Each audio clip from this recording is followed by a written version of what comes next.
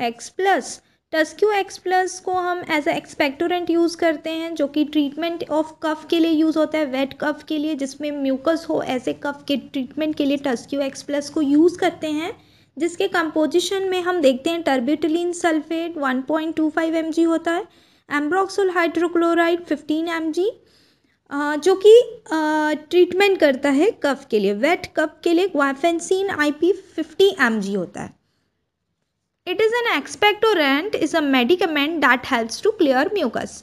या तो वो क्या करता है, म्यूकस को क्लियर करता है